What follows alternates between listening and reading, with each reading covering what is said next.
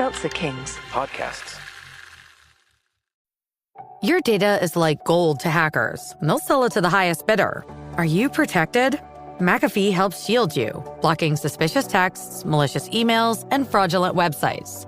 McAfee Secure VPN lets you browse safely, and its AI-powered text scam detector spots threats instantly.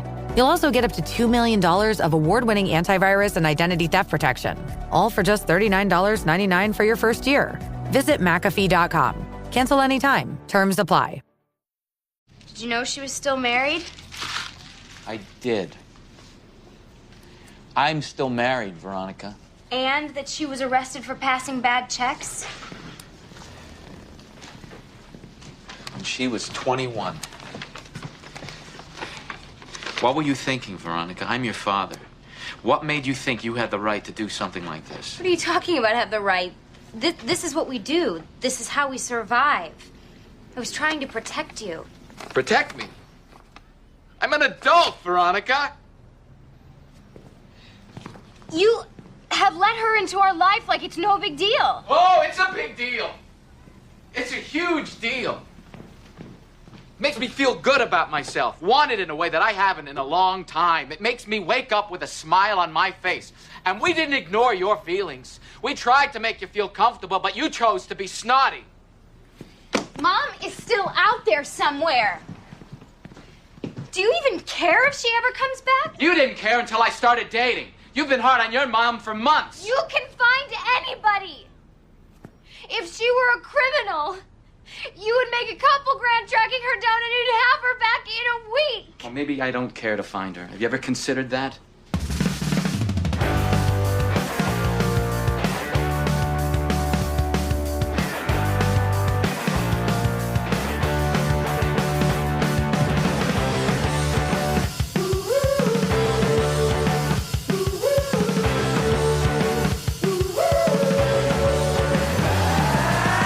Hey, what's going on, everybody out there in podcast listening land? Welcome to another episode of Boys Watching Veronica Mars. We're just two boys watching every episode of Veronica Mars for the first time, giving our review, our reactions. We're your hosts. I am Joe Welke. I am Vance. And today we're talking about Season 1, Episode 5, titled You Think You Know Somebody. Directed by Nick Gomez, written by Dana Lynn North, original air date October 26, 2004, to an audience of 2.73 million people. But before we get into the episode, everybody, we got some shout-outs. Shout-outs. We got to give a shout-out for their Apple Podcast 5-star rating and review to Real Talk 725. Thank you so much for the kind words. Really appreciate it. Appreciate your listening, and hope you're enjoying our trek through Veronica Mars just as much as you enjoyed our trek through Buffy. We also got a shout out Manta Friend. Thank you so much for the kind words about the podcast. Really appreciate it. Glad you're enjoying it. We're all friends here. And also shout out to Courtney. Courtney got us some C4 watermelon, a whole thing of watermelon, Vance. Those are the best ones. They are the best ones. What did we have? We had the Skittles. We had the creamsicle. We had Skittles, creamsicles up there. Creamsicles up there. We had Dream Float, Alani. I don't think we had the C4 watermelons. I think we had the other one. Didn't we? We definitely have had this. I still have one in my fridge from the last time we've had. I've been saving it for a special occasion. What? I loved it. What is the special occasion that you're gonna crack open a C4 watermelon? I don't know it, but I'm saving. I'll know when the day comes. I don't know if you're like this. You shouldn't save stuff like that. That's actually one of those things where you shouldn't just enjoy it. Dude, I was just about to say, I have an OCD thing about that kind of shit where like I have favorite shirts or like favorite pants and I'm like, I'll save it for a special occasion. And I just never end up wearing my favorite stuff. There's never going to be a moment that lives up to where you have to have your last C4 watermelon. Well, now I don't have to worry about it because Courtney sent us a whole fucking package of them. So thank you, Courtney. Yeah. Now I can enjoy. You know what? I might switch out what I was going to drink today for that C4 watermelon because now you put me on the spot. What were you going to drink today? I thought you were drinking a C4 watermelon. No, I've got a cherry limeade Zoa. Oh, okay. Trying to get through these Zoas. I'll be honest with you. Producer PK sent us the Zoas. Yeah. Thank you so much, Producer PK. Producer PK, here's the thing. I like to be hyped when I do this podcast, and the C4s get you there. The Zoas are fine. Yeah. I have right now, I have the white peach. Very tasty. But it might get bumped down from podcast drink. Yeah. Yeah. These ones they're like very small. Like the monsters that we get, they're big ones. I know. These are 12 ounces. We probably don't need more than that. But they fit so much caffeine into 12 ounces. Whereas the other ones are like way bigger, which like sustains us through podcasts. Yes. But it's either less or the same amount of caffeine. And these Zoas are just like, they're so packed and you finish them so fast. And then the crash is crazy. You don't have the same like excitement of like, all right, I'm about to open this crazy thing and talk about these amazing shows. Yeah, we love the shows. We love the shows. I'm cracking this fucking Zoa right now and it doesn't matter. But yeah, dude, I don't think the Zoas will be going back on the wish list. Yeah. Because it's just not enough. Or it's too much, but not enough. I don't know how it can be both at the same time, but it definitely is. Because we've had other drinks that have the same size. Yeah, like the C4 watermelons are the same size. But they're delicious. I don't know. And the white peach is good. I like the white peach.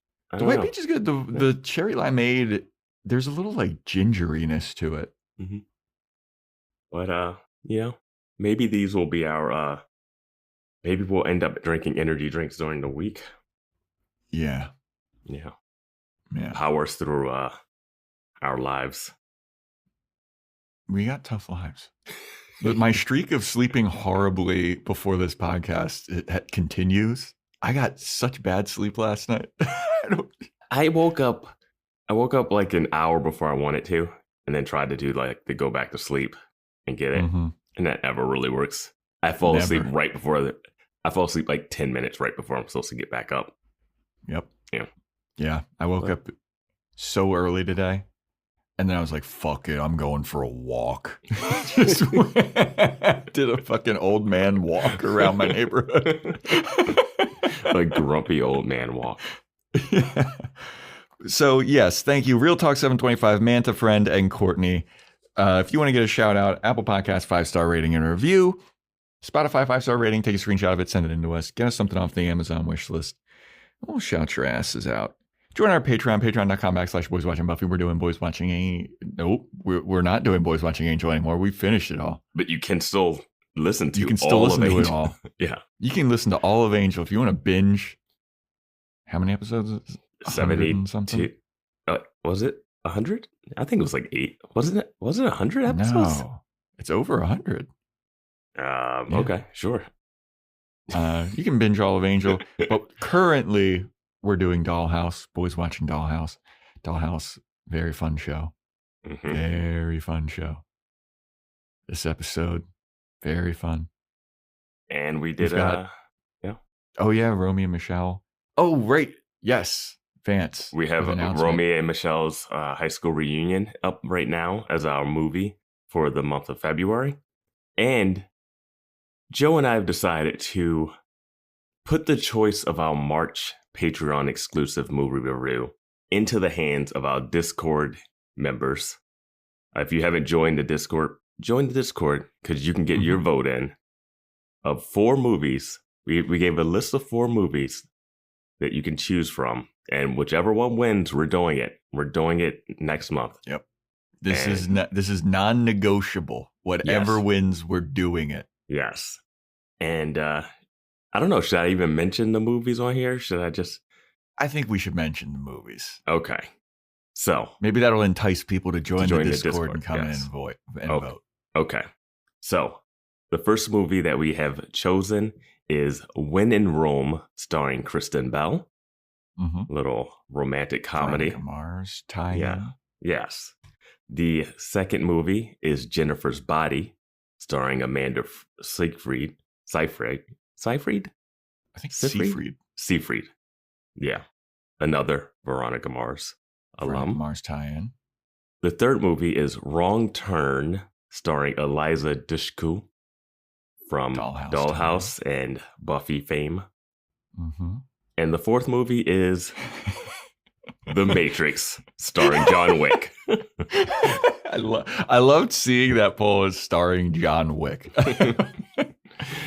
Yeah. And why is The Matrix on there, everybody? Because I, Joe Welke, have never seen The Matrix before. And Vance always makes fun of me for this.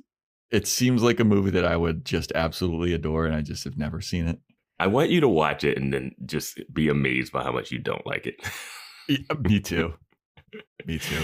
But if you join our Discord, if you go on our Discord, if you're new to Discord can be a little overwhelming sometimes. But it's just, you click on channels, you see chats. Yeah. It's overwhelming. At first, it might seem intimidating, but it's very simple once you get the hang of it. But if you join the Discord, if you go to post from the host in the Veronica Mars section, you will find the poll where you can vote. Yeah. So, and if you can't find it, someone there will guide you to it. Yeah. You'll find it. Yeah. And it's pinned there. So, yeah. And next week we'll announce the winner of the movie poll. Very excited about that. I've been looking at the results. Interesting voting. But I'm here. I'm locked in, loaded, man. We'll see what happens. And I want to say, if we have an $8 tier that gives you all access to Dollhouse, the past episodes of Angel, and all the movies that we have right now. We have 28 movies, I believe, up. I think 27, right. 28. This will be like the 29th, maybe. And we also have an option that if you want to vote for this movie and you just want to listen to this one movie review, $3 on Patreon. Yeah. So that goes for any of the movies. Any of them for just $3. If you're like, I don't really want to listen to their review of fucking Renfield. Let me just get a one-time purchase of Cocaine Bear. Yeah, cocaine. I forgot that we did Cocaine Bear. Oh man, that was so long ago. Yep. But yeah, that is that. Wow, this is a long intro. Sorry, everybody. There's 111 or 110 episodes of Angel. Yeah.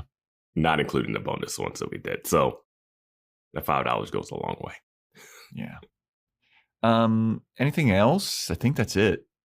That is it. Normally. What did we predict for? I think that I predicted something about this episode was going to be more about Logan and Logan's image rehabilitation, which is a word we could not figure out last week.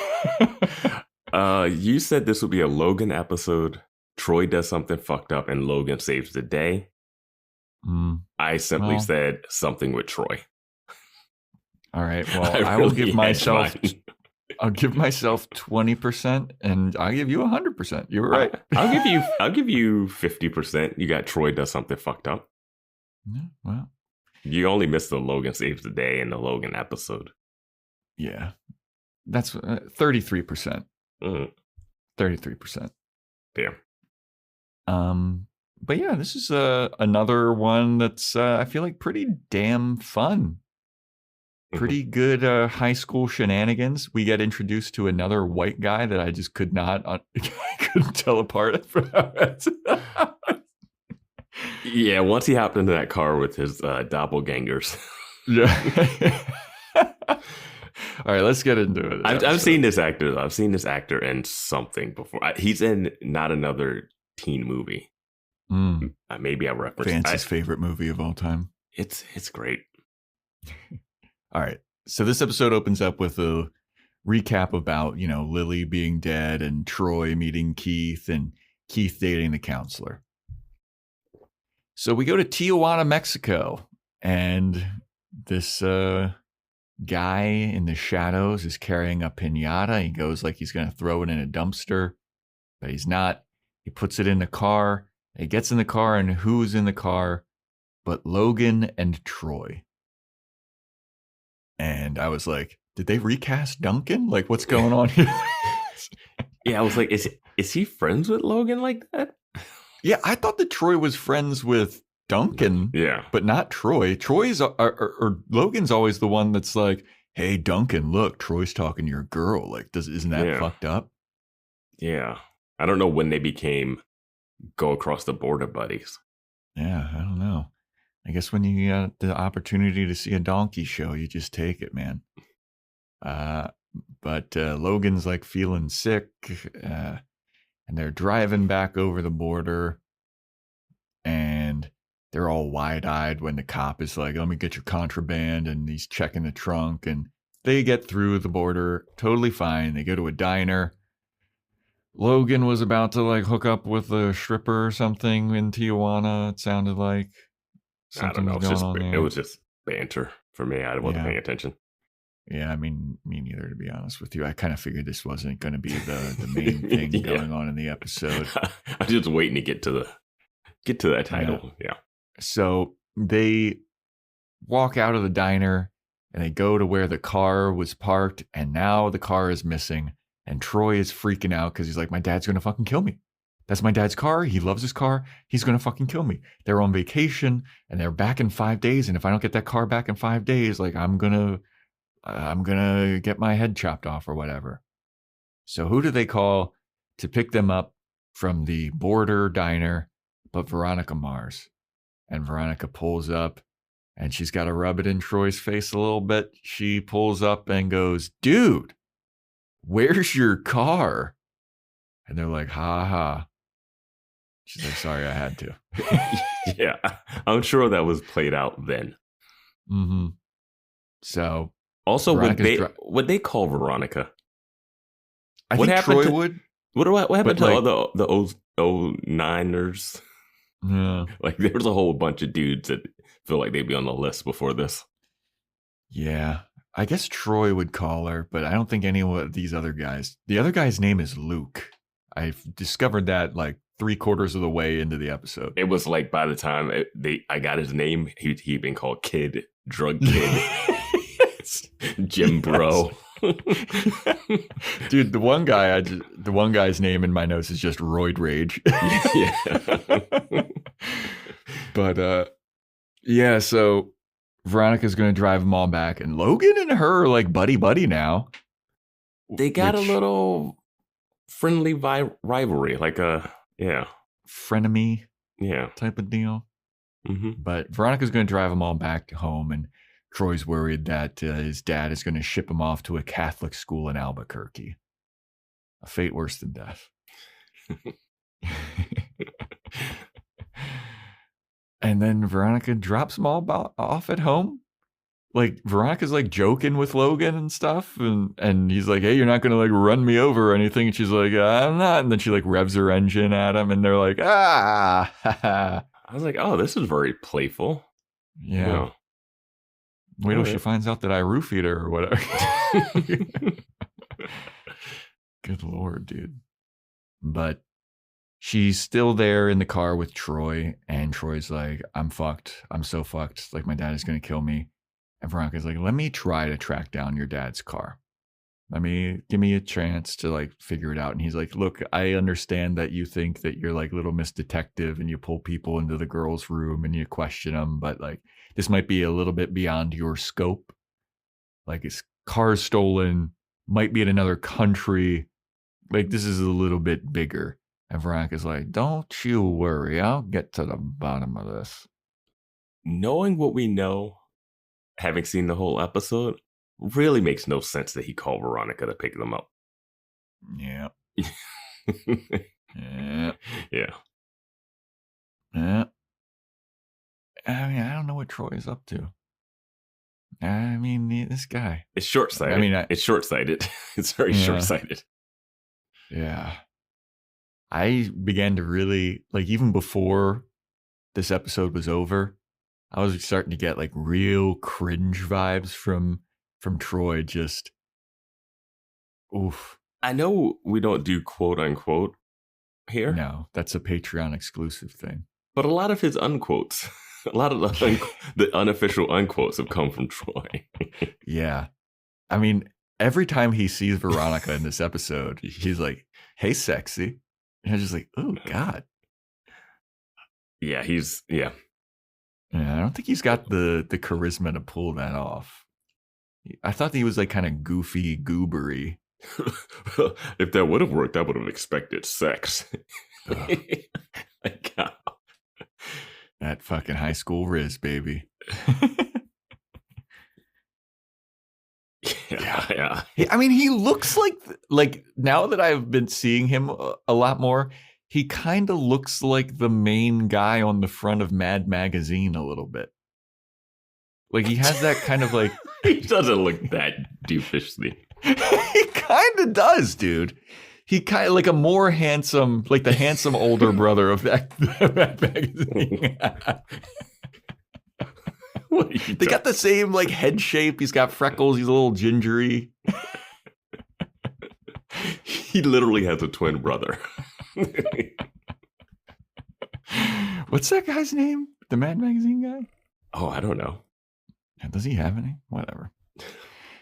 Anyway, Veronica is determined to find Troy's car. So she starts to research about it with Wallace. And they have a little conversation about if this is the Scooby gang, which Scooby would you be? And Wallace calls her Velma. And she's like, I am more of a Daphne. And then Wallace, she's like, who are you, Fred? He's like, I'm not one of them white boys. If I was any of them white boys, I'd be Shaggy. And I was just like, oh boy, the Scooby trend continues. Yeah. Scooby. We reviewed both of those movies on Patreon. Yeah, you can get them for $3 each if you. And me and Joe are split on Monsters Unleashed. Mm-hmm. That's a good one. But I love that Veronica explains she's going on a website to do some research about Troy's car. She's like, oh, this website's the best. If you're a private eye and you got to log in on this website, you're set for life. And the website is privateeyeswithaz.com. I love old internet. I love early internet. Like the stuff that you see in Buffy and Angel, like where it's just like demon tracker. Just so good. Private Eyes with a Z. That's how you know it's cool. Mm-hmm. Private Eyes with an S. That's where the narcs go. It's no way her username would be VMars. That's too simple. Yeah, way too simple. But they're going to research some stuff about Troy's car, and then they're also kind of in the background planning Keith's birthday, because Keith's birthday is coming up, and he's like, oh, don't do anything crazy for me. And she's like, we're going to go skydiving or whatever. And he's like, fuck no, I don't want to do that. He laughs really loud off screen, and I wasn't sure what was so funny. I'm going to be honest with you. I think the guy that plays Keith is miscast in this show. There's a crazy line delivery later that I was just like, do we want to do another take? Yeah, I don't think he's very good in this show so far. Like, I like the actor, thought he was great in Just Shoot Me. I just think this is not the role for him. He's interesting when he gets serious. It's interesting because he's goofy and then he has to go serious at times, and there's like not a lot of in between. Yeah, his cadence with how he speaks too is very weird sometimes. I don't know. There's something about it that I can't put my finger on, where I'm just like, this guy is not working in the show for me. But he's got that big Charlie Brown head. Like when he lowers it and he has to like go away. I'm sorry. Dude, when he last episode, that one episode where I don't want you to think your mom's the villain, and Veronica's like, but she is. He pouts his head down. It was so weird. But there's that. Veronica comes home, says hi to the dog. I feel like this is a different dog than the one that we saw in the pilot. They recast the dog. Yeah. It's still called backup. Yeah. This is backup's backup. Yeah. They changed Veronica's haircut, and then they changed the dog. Yeah. They were like, well, this show can go on for a couple more seasons now. I'm pretty certain that dog was in the pilot like a bulldog. Like, was really it like white? Scrunchy. Yeah, it was white. Now it's like a tan. Mm-hmm. Like, it doesn't have the personality the first one had. I felt like the first one was great personality, dude. We are 20 minutes in the podcast. We're talking about the dog acting. Sleep deprived Joe and Vance here. That dog doesn't have the riz. I don't know what they're doing. What are they casting? What are they thinking? The first dog was white, and the white dog was better. That white dog was acting circles around backup. It had such better personality than this. Screen presence. Oh my God, dude. But I mean, it's true though. I know. This dog is bland as fuck. Yeah. Especially in the later scene. The later scene doesn't give any kind of... No. The first backup had like old cop energy, which is hilarious. Yes. That dog had seen some shit. Seen some shit. Yes. Backup 1 was far superior. Yeah. But anyway, so Veronica pets the dog.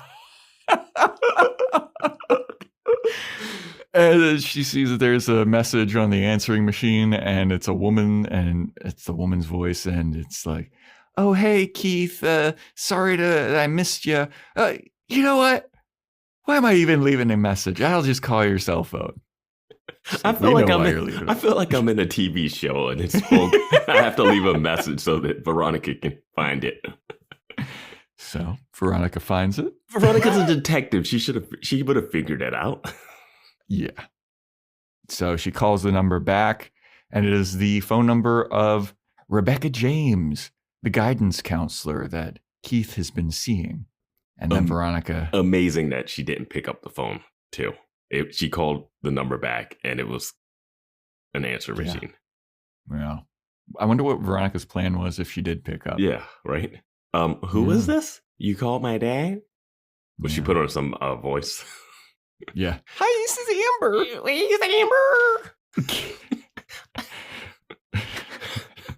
Then we get a Veronica voiceover. Mm-hmm. She's like, I can predict change. I can never been able to predict change in my life, but now I can feel the winds of change are blowing. The voiceovers aren't consistent. They happen every episode, but when they're not sprinkled out evenly throughout the episodes, because you go some time and you're like, oh, voiceovers in the show, I forgot. Yeah I feel like we need more strategic placement of the voiceover. It seems like the voiceover is just there to tell us something or to set up something, but they don't do enough detective voiceover inner monologue, just the like flower stuff. So like, I feel like they did it well last episode when she was like looking through the computers and it was like they were getting seed money to finance their game or whatever. See, I didn't like that because that felt like a shorthand to skip over stuff that was never established. All of a sudden she learned expedition dump or whatever. Yeah, all of a sudden she learned that they were getting seed money. I was like, well, how did you figure that out? You were just taking computers apart. Like, they had Quake and they were going to make this much money and they were using this. I was like, I never saw you research that at all or figure that out. I think they use it as like a shorthand to skip over stuff, which is fine, but I need some of the other like just the thought process stuff that makes it like kind of like just character stuff, so that every time voiceover happens, I'm not thinking, oh my God, this is the most important voiceover I need to lock in on. See, I like that one from last episode better than this of like I can never predict change in life, but I feel like something's happening. I was like, that one was on. Yeah, I think it could have been a better line there to make it more interesting or like be funny or something. I don't know. Fair. Yeah, this one like you really didn't need. Yeah. So then we go over to Luke, and Luke is pinned to a bench press. Like he's got the bar just like on his chest, and some knockoff looking Kevin Nash from WWE is standing over him, and he's like, "Where's my fucking package?"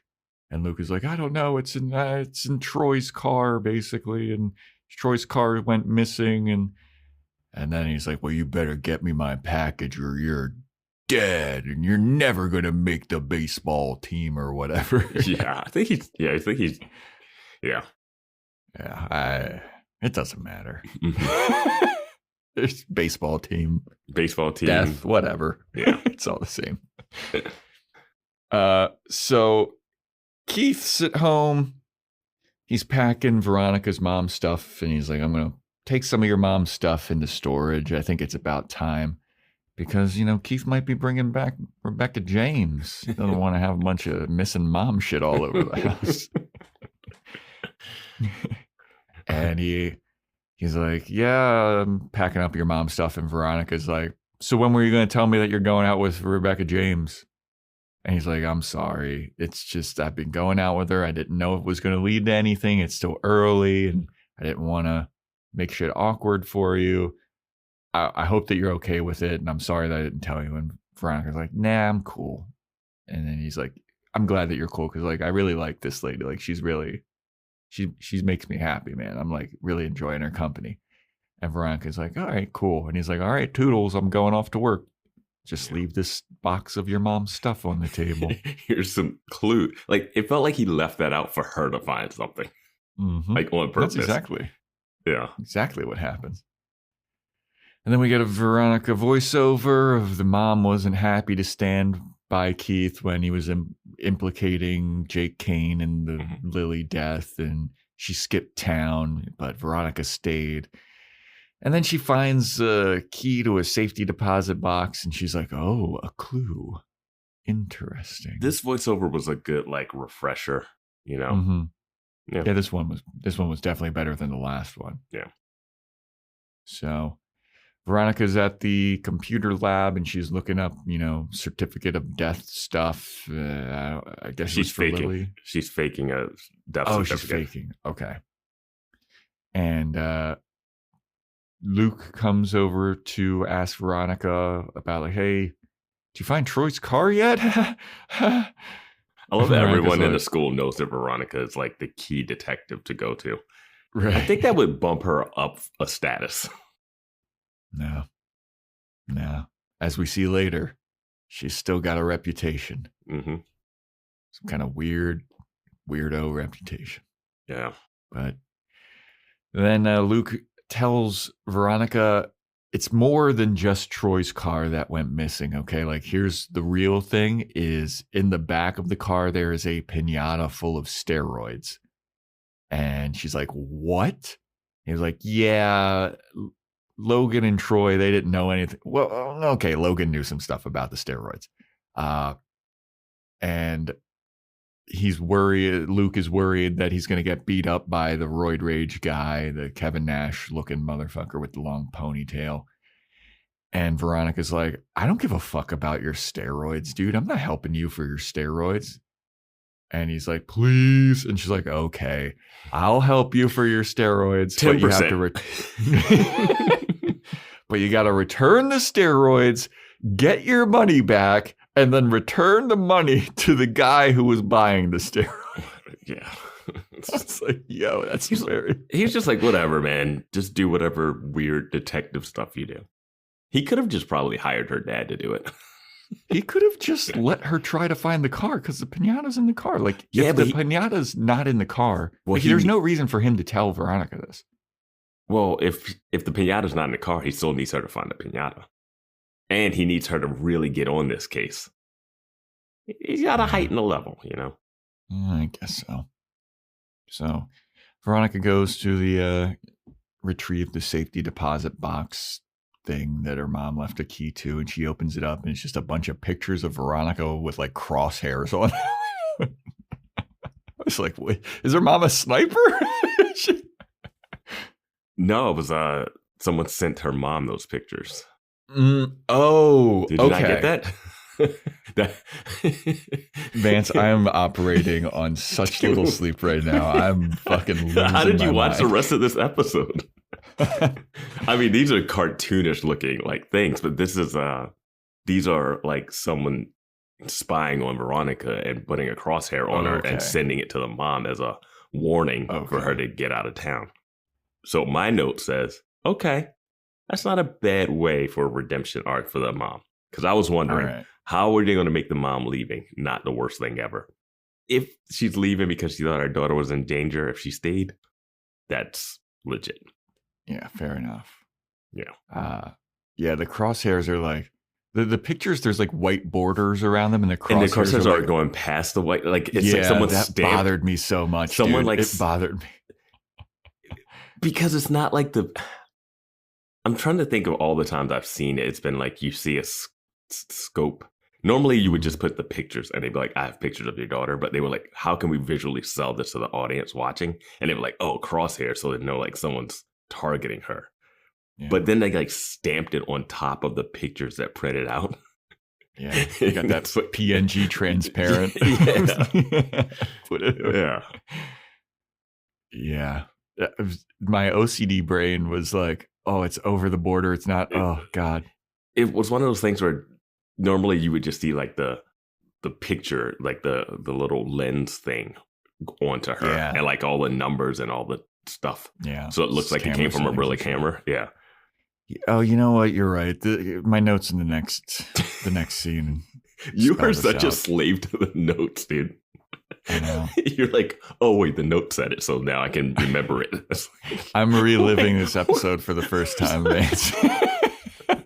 I take the whole thing in as a whole, and then the notes are just a pleasant reminder for me. Yeah.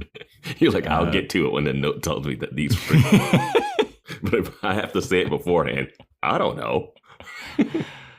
So Veronica goes back to the Mars investigations office and she's investigating the pictures some more. And she's like, oh, somebody knows my schedule.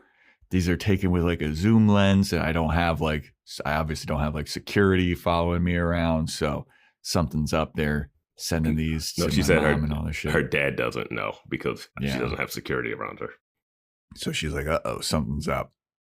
And then Ms. James comes in to meet with Keith, and they smooch, and it's awkward, and they're like trying to have a little small talk with Veronica about it. And Veronica's like, guys, it's not awkward. This conversation is more awkward than anything. So just like, I'm cool with it. Just go on your date. And they're like, all right, cool. Thank you. Goodbye. Yeah, I have a sniper after me, so I got other things on my mind. My boyfriend's car is missing. My best friend's dead. My mom is missing. I don't care who my dad is smooching right now. Yeah. Oh, but she does. We will talk about it. So Veronica's driving around with Troy in green screen land, and it's a little better when the top's down and it's daytime, I guess. It's still better, bad. Dude. It's not better. I think I'm just getting used to knowing every time they're in the car it's going to look like this. So my brain is like, just let it happen. I do love the fake like light flashes across their faces as they're like quote unquote passing cars or whatever. Yeah. But they're listening to Such Great Heights, and Troy's loving the song. They comment on it, which was interesting. Yeah. Troy, like they're having a conversation about like, who could have stolen your car? Do you have any enemies? Like, what could have happened with this? And Troy's like, by the way, I love this song. And Veronica's like, yeah, me too. Anyway, back to the topic at hand. It's like, I forget the name of the band that played it. It was like, did they pay for that shout out? Yeah, what a plug. Yeah, mid-scene. I mean, it's a very good song. I'm not gonna. They will see us waving from such great heights. Come down now. They'll say. What were you doing in Tijuana? I was watching the donkey show, okay? Who was with you? Were you followed? Da, da, da, da, da. Did you see anything suspicious? Most tranquil, like peaceful, like synth noises going on. Yeah. Do you have any enemies? I'm trying to find your car. Who would do this to you? What do you want to ask me, Veronica? Swear to me. This conversation goes from 0 to 100 so quick, and I was like, is he thinking that she's hinting towards him cheating on her or something? Because see, that's what I was thinking, that she was like, and did you do anything else? Yeah. And she was like, yeah, we went and saw fucking crazy strippers. Yeah, but it didn't seem like that was her actual goal in the questioning. I think that it was, but she was able to deflect it to like, no, this is for the case. She was very smooth about it. I think I watched that scene twice because we're not doing quote unquote. No. We're not doing that. It's not that, and we also aren't going to have more of these throughout, because I have a quote unquote, but I don't. But you don't have a quote unquote. I wouldn't. You wouldn't. You would if this was you taking over my segment like you did last week on Dollhouse. Where you had more quotes than I did. But since we're not doing it, you had a new segment on Dollhouse. I had to have a new segment because you took over mine.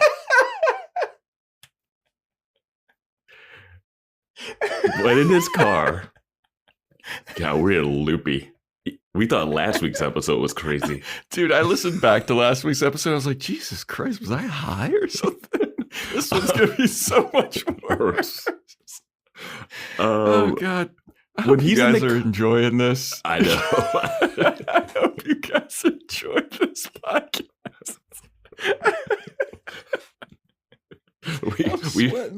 We managed to do a bunch of podcast episodes, and then we got to Veronica Mars, and we just lost our fucking minds. Brain's just fucking broke, dude. Troy's in the car, and he jokes about overthrowing Kim Jong-il and deleting records of black voters in Florida. Yeah.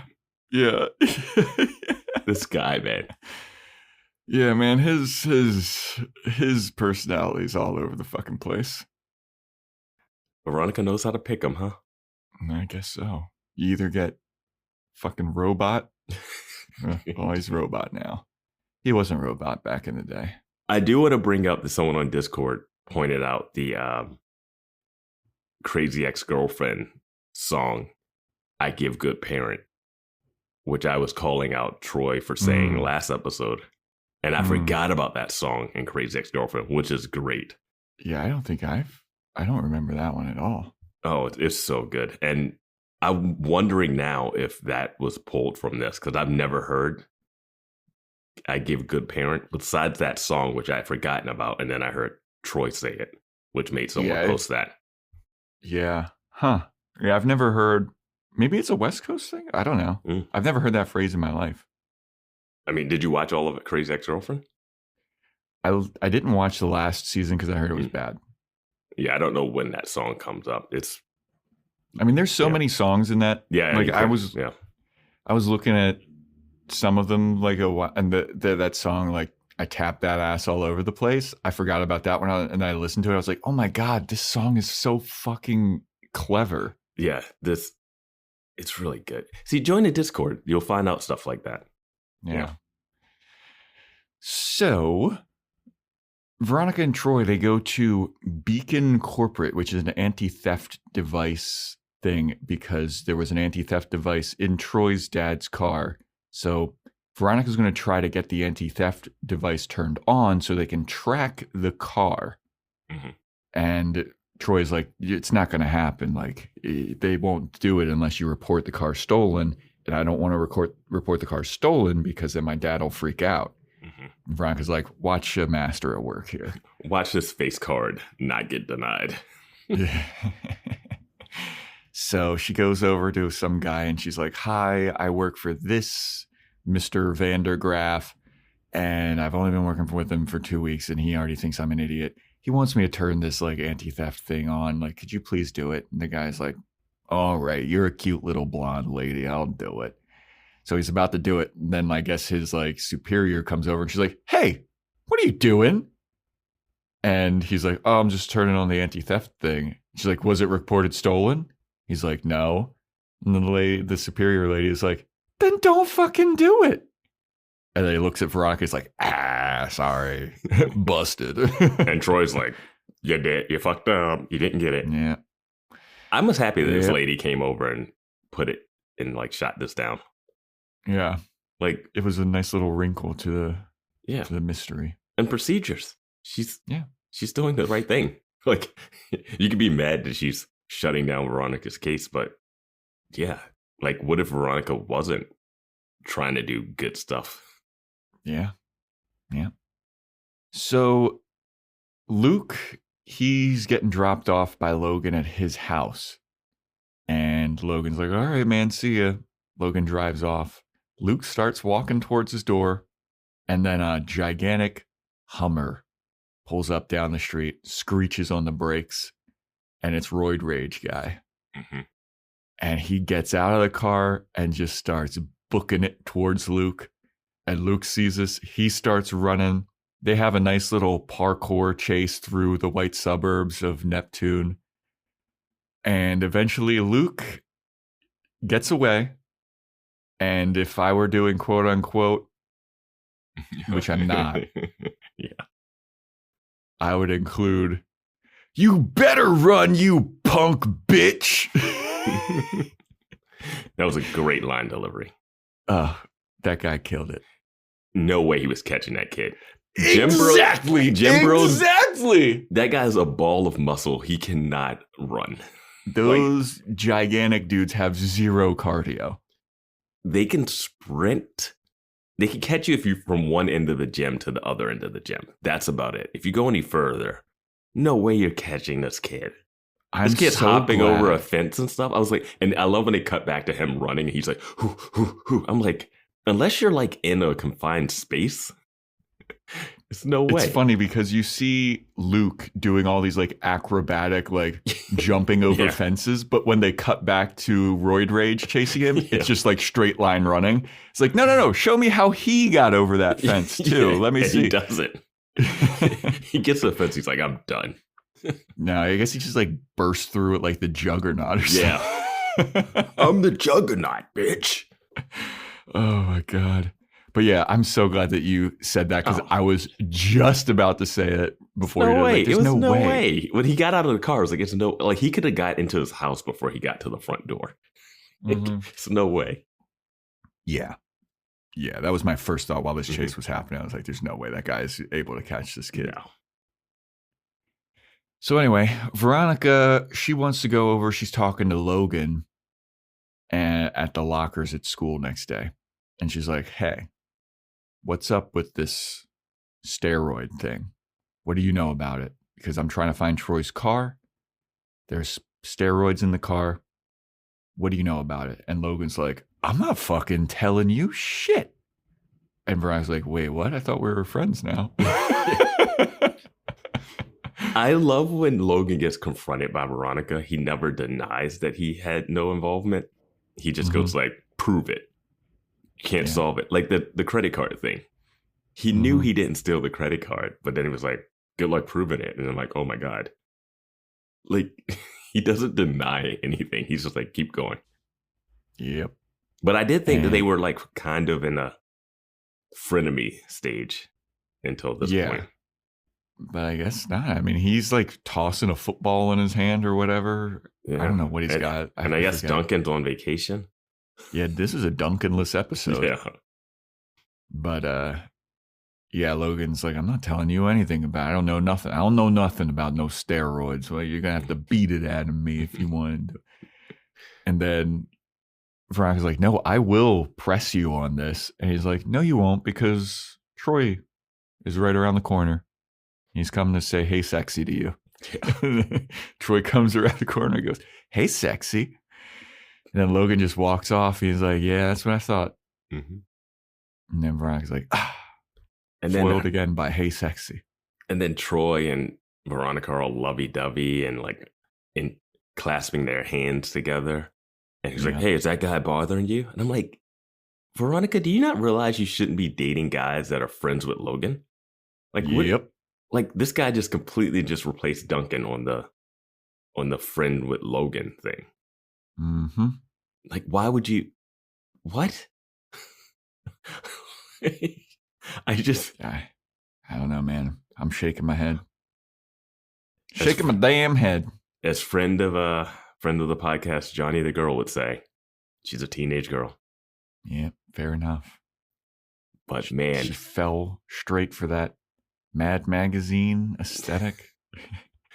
She fell for the one guy that was nice to her at the school. Yeah, fair enough. Except for Wallace. Wallace is nice to her. Man, I have a lot more questions when we get to the end of this episode that just keep racking up as we talk through it again. Yeah. Yeah. So then Veronica goes home and Ms. Rebecca James is at Veronica's house and backup is bugging Ms. James, and Ms. James is making dinner for Veronica and Keith. You know, I heard that you like lasagna, so I'm making manicotti. No, that's from a different show. She's making fettuccine here. Oh, she's making fettuccine. Because they like Italian food, because they were talking about lasagna earlier. You're right. Yeah. A lot of Italian food in these shows. I feel like there's more Italian food that I haven't seen in this show that I would rather eat than the one in Dollhouse. And then for dessert, she's going to make Veronica's favorite, waffles and ice cream or whatever. This triggers a flashback. She's like, oh no, flashback. It's happening. Waffles and ice cream. Getting a vision from the powers that be. Having fettuccine and then waffles and ice cream that's a lot. That's a heavy fucking dinner, dude. It's heavy dinner. It's a weeknight. On a school night? On a school night? Fettuccine and waffles with ice cream? Waffles and ice cream. It's, she's going all in. Rebecca's going all in. She's trying. That's a lot. That's a lot to make. Yeah. Fettuccine's not that hard, but like making the waffles too. And ice cream from scratch. She was churning. You saw her churning. That'd be awesome. Yeah. But Veronica gets a flashback to her mom cooking for her and talking about what boys Veronica might like. And Veronica's mom just goes down a Rolodex of the whitest names you've ever heard. Is it Tristan Vanderpump? Is it Chandler Schlagadong? Is it Bryson? Is it Bryce Preston III? And then Veronica's like, no, Mom, okay, I'll tell you, it's Duncan Kane. And then the mom's face just drops. Yeah. But this is before Veronica was a detective, so she can't read facial cues. Yeah. No, her mom, her mom's face just like becomes the most grave, somber thing ever. Here's a thought that just hit me right now. Do you think Duncan Kane is her brother?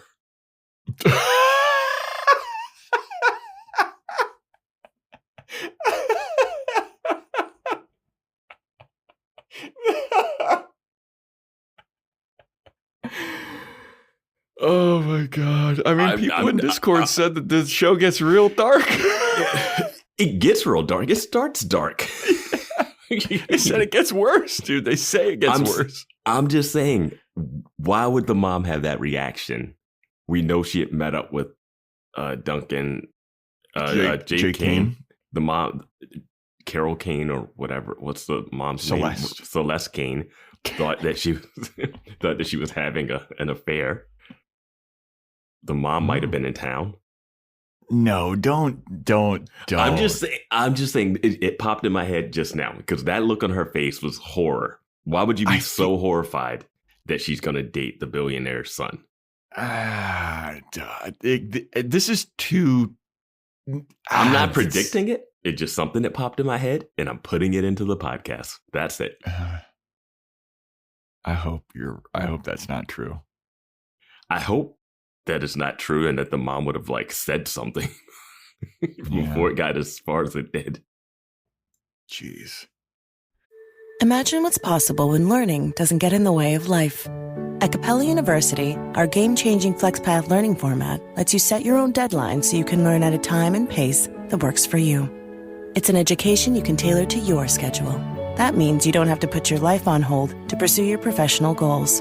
Instead, enjoy learning your way and earn your degree without missing a beat. A different future is closer than you think with Capella University. Learn more at capella.edu.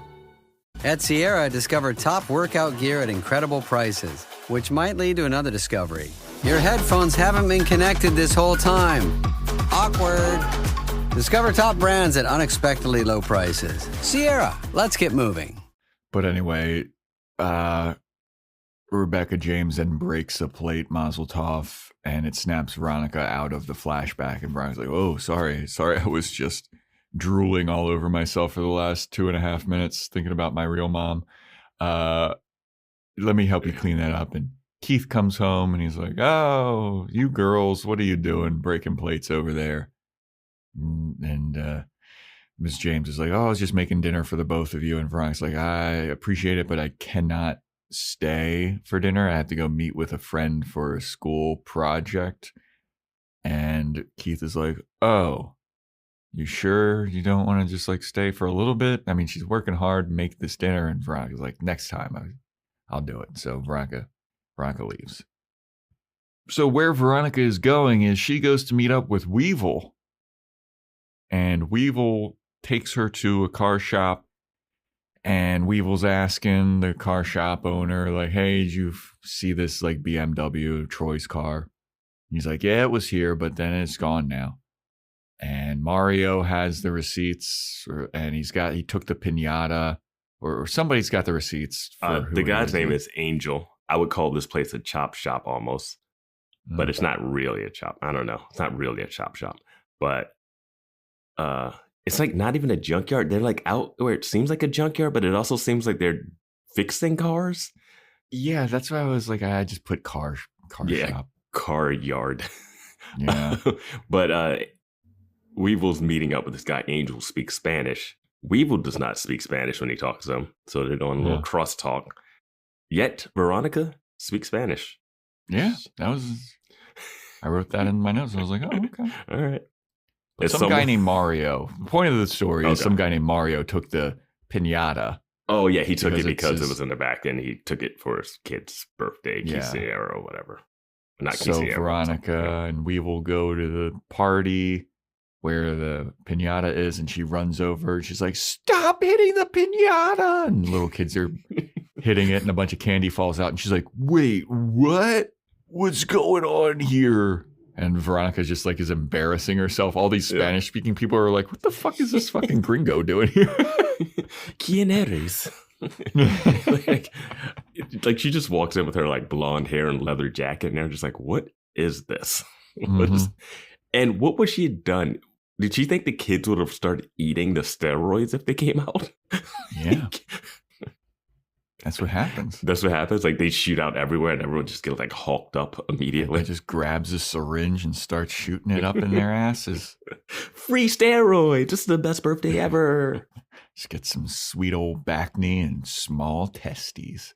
Now, when you saw this, did you think they just had the wrong house and the wrong piñata? That is exactly what I thought. Same. I was like, okay, so that wasn't the piñata, because it didn't even look like the one I saw earlier. Yeah, it didn't. And when in the next scene, when Veronica drags Luke into the girls' room and she's like, I found the piñata and it didn't have steroids. I was like, how do you know? Like, that's the same piñata? Like, there's only one piñata in San Diego, and that was it. Yeah, that's why I was just like, this is very, like, she's very confident that this was the right piñata that she had never seen before. Yeah. Because the way I thought it was, that guy brought the piñata, he took it and he was like, hell, here's a piñata. And the family's probably was like, yeah, we already bought one. We're just going to use ours. Like, and the guy kept the piñata, or it's no way he would have opened it and found out what it was, because that's just not how piñatas work. But I could have pictured him bringing a piñata somewhere, but people already had it. Or they were going to whip out another piñata later. You could have multiple piñatas at a party.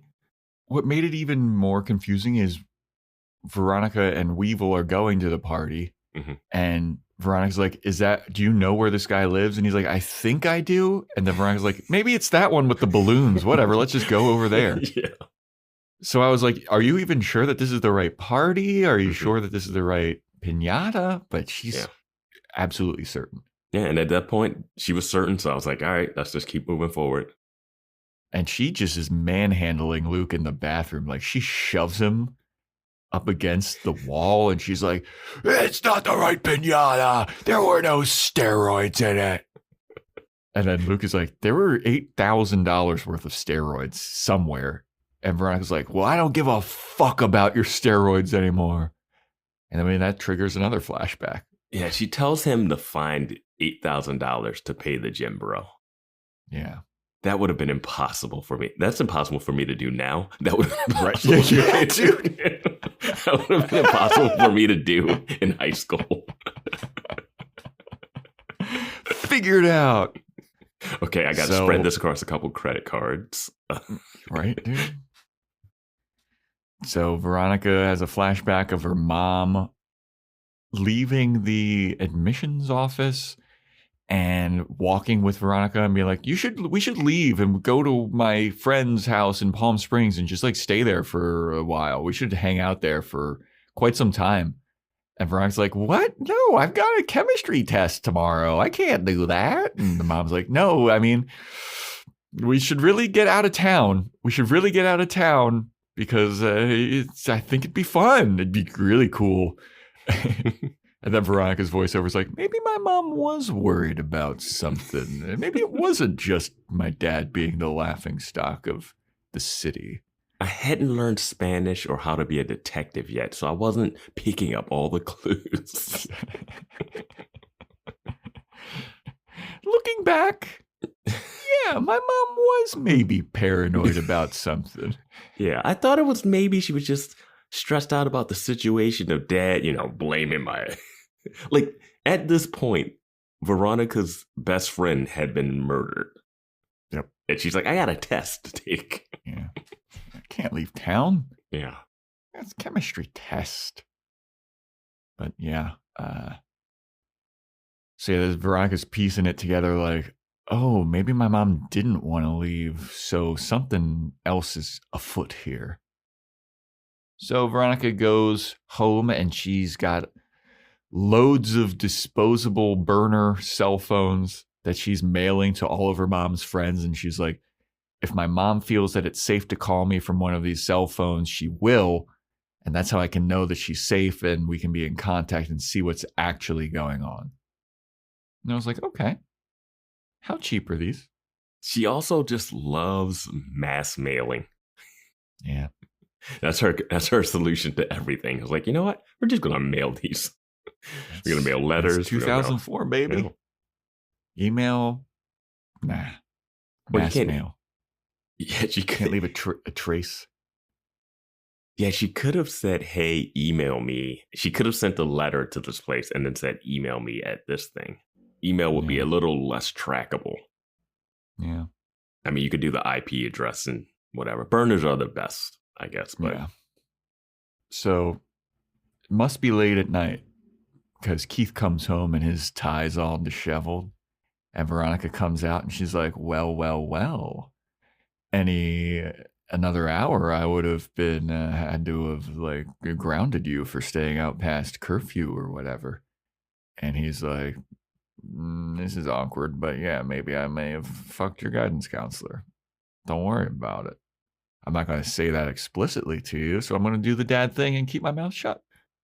He looks wasted. He does. And this is the where I was like, is he a good actor? For me, it's another scene, but I mean, it's every scene that he's in at this point for me. I'm just like, So he's like, all right, well, I'm going to go to bed. Good night, honey. And Veronica's like, wait. I need your help, Dad. Like, you're a much better detective than I am. Troy's car is missing. and I need to help him find it. Do you think you could like work some of your Keith Mars magic and figure out where this is? And Keith is like, all right, I'll do it. I'll be nice to your boyfriend if you promise to be nice to my girlfriend. And Veronica takes a very long pause. Yeah. She goes, fine. And Keith's like, cool. Good night, honey. And he closes the door. He says good morning when he goes Oh, in. yeah. Those doors are like really close. Yes, I didn't they realize are. the layout was like this. Yep. That was the first thing that I thought of. It looked like he was maybe going to the bathroom because the light in that room was very bathroomic. But it was like the kitchen is there. He closed the door there. And then she was closing a door that seemed to lock off like the whole second half of the, like, remember when he like looks into her room? It seems like it's like down a hall almost a little bit, or like, yeah. This one felt like it was like right there. I don't know. We got a little Shoshana's apartment situation going on. From girls. Deep cut. There was a mystery of Buffy's house layout too. Yeah. That stayed consistent though. I will say Buffy's house layout stayed consistent. It was tricky to figure out at first upstairs. Yeah. A lot of Shoshanna's entrances. apartment. Yeah, Shoshanna's apartment changed It's up like so Mary much. Poppins' bag in there. So next day, Keith goes to the anti-theft place, where Veronica was earlier, and he impersonates a cop again or something. And he's like, "Hey, I'm Robert Anderson. Do you know who Thomas Vendergraff is, or whatever Troy's last name is?" Like, you better fucking run this, or you're going to be implicated in a lawsuit. And the lady that denied Veronica earlier was like, "Yes, sir." She starts tip-tapping away. She's like eating her lunch salad at the desk, man. I'm like, man, strong arming this lady. I know. Lady just trying to do her job. Yeah, she's trying to follow procedure, and then you get some bald fuck come in there with a badge for they got from Party City. Yeah, I'm Robert Anderson. He's got this shit-eating grin on his face, like, yeah, I pulled it off. I fooled this middle management worker. If you never need to hire someone, look for the weird pyramid with the eye on the top. They're like, wait, aren't you the ex-sheriff that was from the... Like, you can't keep getting away with this, dude. You're a disgraced member of society here. We all know who you are. It was news. You bungled that billionaire's daughter case, didn't you? Yeah, we all saw you on TV. No, I'm Robert Anderson. Shut up. That was another guy. I get that all the time. He gets a toupee just to try to blend in. I mean, you could raid Veronica's closet for that. Another Veronica's show. Closet, yeah. Another show. Boys watching Veronica's Closet coming up next. Like Kirstie Alley, I think. Yeah, it is. But oh my God, I can't believe I remember that show, but I'd never seen You the said that and midgets. it triggered like so much stuff. Yeah, right. One guy that was in that show was one of the like actors in a Disney World ride in Florida, the dinosaur ride. And every time we would see it, my mom would be like, "Oh, that guy's from Veronica's Closet." Was it the guy that plays like Veronica's son in that or something? No, it was like somebody that you worked with that was like kind of skinny, like nerdy-ish guy. Okay. Yeah.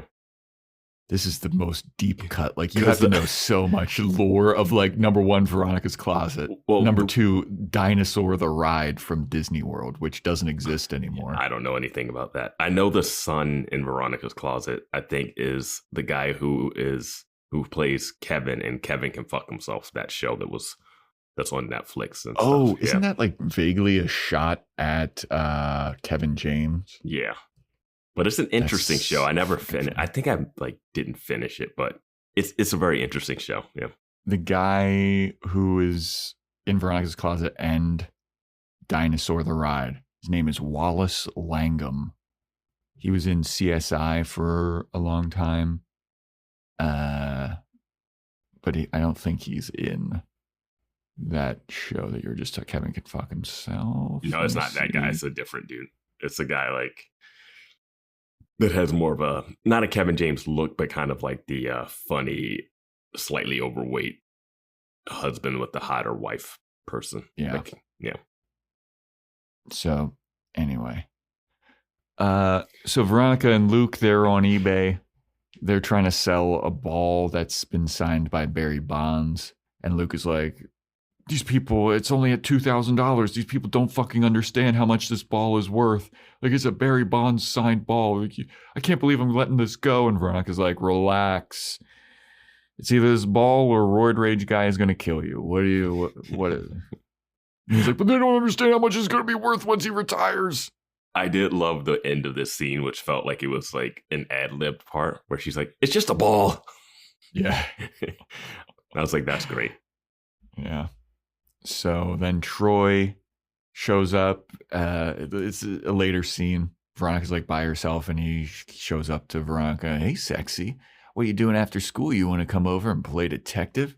And Veronica's like, aren't you worried about your stolen car? Like, what are you talking? Like, your dad's going to send you off to a Catholic school in Albuquerque if we don't find this. Like, why are you so chill?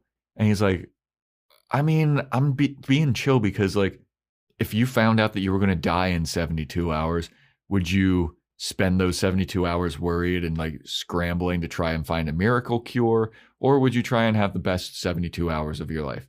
I'm trying to have the best 72 hours of my life. And Veronica's like, well, I'm trying to find a miracle cure. Yeah, I was like, okay. Because she's like, well, you know, like, if this happens, that means it's the end of us. And at this point, and then Wallace shows up and he goes, hey, why is boarding school a punishment, not like normal grounding? Yeah. And I was like, yeah, because I was when he said, oh, if my dad finds out I stole his car, he's going to send me to boarding school. I did not take that as a factual statement.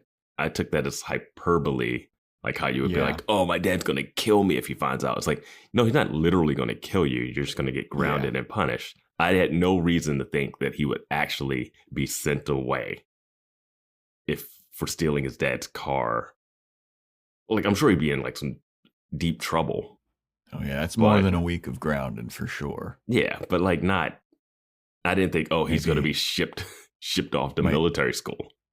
Might take him over his knee and give his bottom a paddling. his bare back and butt. Bare back, butt and balls. We haven't had a reference to that in forever. I know. Yeah. But yeah, like when he said that, I was like, well, what is happening? And then why is he calm now but has been freaking out the whole time? I think initially he was freaking out, but now he's kind of settled in. Like he's but here's the thing: not going to find this. Knowing what we know, what happens at the end of this episode, why was he freaking out before and calm now? He's got to put on airs. He's got to put on. Why not put on the act the whole time then? Why? Because he also wants to hook up with Veronica, I guess. Veronica will hook up with you when you're desperate, and when she can't solve a case, that's when you got her. Mm. He's a negging guy. So why would he like try to be? He's like, oh my god, it's fine. If only something could cheer me up, since we can't find the car and I'm gonna be deported. I mean, sent away, or like he would play that card.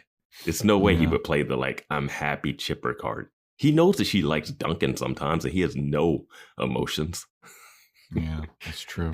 So he's gotta go full robot. Yeah, this scene felt so like trying to tell us something but it didn't track for me that he would all of a sudden. It didn't track for me that he would be the way he was earlier, and then all of a sudden be different when nothing technically has changed. Okay, yeah, fair enough. There's no reason for him to change. Even his excuse doesn't make sense when you get to the end. Yeah. Yeah, that's only one thing. Yeah. So then we have one of the wilder scenes of this episode. What the fuck? Okay, so earlier when they were at the photo, because this scene is crazy. Oh my god, I wish that this was a video podcast sometimes so people could see like the look on your face. So earlier we see Is it a photo class or a different class? Because it's the same teacher from that photo class. I think it's a journalism class. Okay, it's a journalism. It's journalism class. because remember, Veronica was like, I'm not interested in the journalism part. I'll take the pictures. Got you. So they're in that class and they're leaving that class earlier. And I guess that teacher says a line when she's walking out in the earlier scene that I didn't clock. Yeah. I was about to write something down. I was like, okay, she's gone. I guess that's just like, let's have her in an episode for one scene. But she's in now. Yeah. So I think that actress is in the intro credits too. Yeah, I think she's in the show a bunch. I mean, yeah, Sydney. But like this is like Sydney the second time Poitier. we've seen her, and she's fucking like been in it for 2 minutes max. Yeah, and I wasn't sure, like, is she a teacher? Is she like on the same level? And it was like a club, not a class. Yeah. Like, isn't it the school? Like, is she an upperclassman or something? I can't tell what age she's supposed to be or what level or whatever. But I mean, I'm assuming that she's teacher. Yeah. It seems like this because of what happens in this episode for sure. But then I guess they're doing mock interrogations or interviews. Yeah. And Veronica's sitting across from some girl, and the girl is like, Veronica Mars, interesting that you're here. How do you feel about the prospect of your boyfriend going with his buddies to Tijuana and having sex with a bunch of sex workers? And Veronica's like, interesting. How do you feel about your dad having an affair with some other lady and he's going to leave your mom and you're going to be a child, like an orphan or whatever? Child of divorce, like your parents getting divorced because your father. And what do you think of your father's choice in mistresses? And I was like, who is this lady? Yeah, I was like, what's going on here? What interview is this? Who? I was just like scrambling. I was like, am I supposed to know who this is? Is that Jake Kane's daughter? Is like, what's going on? Yeah. Random ass scene. I mean, yeah. Just. And then the teacher's like, Veronica, you want to stay after class? I was like, why is Veronica? Well, that other girl just like called her out too. Yeah. You know what they say? They always get the second guy. Hey, Veronica, you're supposed to be answering questions. It's one-side interrogation. It's a one-side interview, not two people interviewing each other. So the teacher is like, did you really think that girl deserved that line of questioning? And Veronica's like, I'm just saying what this girl already knows deep down in her heart of hearts. Sometimes the lies we tell ourselves are for our own good. Yeah. All right. And then Veronica's like, all right, well, class is over. The teacher's like, class is over. Just try and be a better student. And Veronica's like, all right, I'm going to stay in class. I'm going to like do some actual private investigating on the computer that's 10 feet away. I'm going to go to pryingeyes.com, log in. And I'm actually going to do some private detective work on another employee at the school and see what's up with her. Could we have not just skipped to her doing that? Like this. Yeah, that scene was wild. I guess they needed to fill some time or something. I don't know. So, Veronica goes to Keith's office, drops a manila envelope on his desk, and Keith is just chipper. He's happier than a pig in shit. He's like, before we do any of my birthday stuff, I know you're planning something, but can we please go over to Miss James's house? Because she really wants to, like, have some quality time with you. She really wants to cook. She's like a really good cook too. And like every day I wake up with a smile on my face just thinking about her. Like she makes life worth living. And Veronica's like, take a look at this shit. Let me ruin that for you, buddy. This is a scene that broke me acting wise in line. Okay. Yeah. Fair enough. And Keith opens the envelope. Veronica goes, sits at her little desk, and Keith reads through it. And he's like, Veronica, what the fuck? And Veronica's like, I just thought you should know that Mrs. James is still married. And Keith's like, so am I. Yeah. I'm a pariah in town. Don't you know this? The pickings are slim for old Keith Mars here, Veronica. Yeah. And she's like, yeah, well, she was also arrested for trying to write bad checks. And Keith's like, that was when she was 21. And Keith is like, you know, he's defending his lady.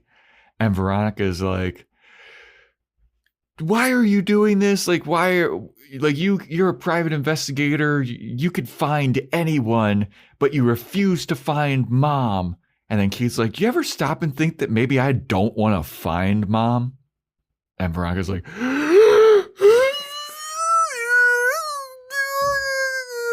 she glows, and Keith yells at her. He's like, you want to fucking play this game? Two can play this game. If you want to fucking look up my girlfriend, all right, yeah. I don't know why you're doing this. You shouldn't be doing this. But yeah. So then Veronica goes and he has a line in here where Veronica says, he's like, what are you doing? And she's like, I'm doing this to protect you. And Keith goes, protect me? I'm an adult, Veronica. That line delivery was so wild. I'm an adult, Veronica. I was like, what are you talking? That's not a dad talking to his daughter. It was so weird. I was like, do another take, please. You're right. You're absolutely right. That line broke me. I remember hearing that in it, and I was like, oh yeah, that's a little weird. His whole body fell apart then. And this whole scene where Veronica, I like that Veronica was like, yeah, I don't really care that you're dating. I was like, cool. We're just going to kind of she's not going to go, maybe she'll go more inside turmoil. She'll come out in a different way or something. But then this one, she's like, why didn't you look for Mom? Why aren't you looking for her? I was like, didn't I just see you say, tell your dad off when he tried to be nice about it? And hey, forgive her. And then you were like, no, never forgiving her. Also, why are you not worried about their photos of you with those stamped on scopes? You're trying to find a car and figure out your boyfriend stuff and worrying about your dad's girlfriend. There is a hitman after you. To be fair, we did talk about how last episode was good high school fun.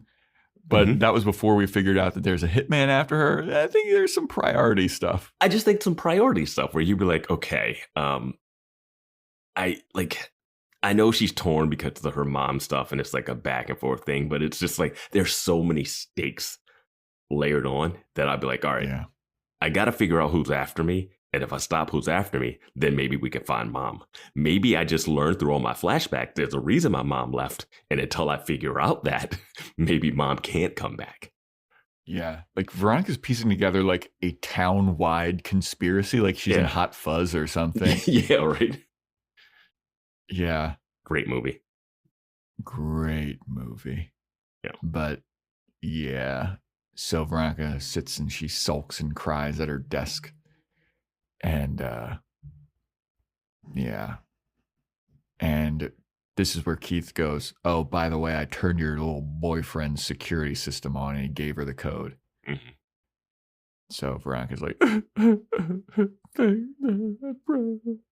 all right, let's go find that car. Yep. Let me wipe these tears away. Let me go in the green screen land with Troy, and let's go looking for the car. So they're following around this anti-theft device, and it's got such erratic movements. It's and as soon as she said that, I knew exactly what was happening. Oh, you did? I knew exactly where the fucking thing was going to be. Oh, wow. I did not. This is one of the times where I was like, okay, it's on a dog. And that is exactly where it is. I didn't even think it was possible for why? I just was like, why? Yeah, I don't know why it would on a dog, but when she was like, it's moving between buildings and stuff, this is so weird. And I was like, it's on a dog. I figured it might have been on that kid Luke who was doing parkour around the neighborhood. Yeah, you better run, you punk bitch. Oh, Jesus, this show, man. Shows are funny. This is a serious, hard-hitting drama, Joe. Take it seriously. True. Fair enough. I'm an adult, Veronica.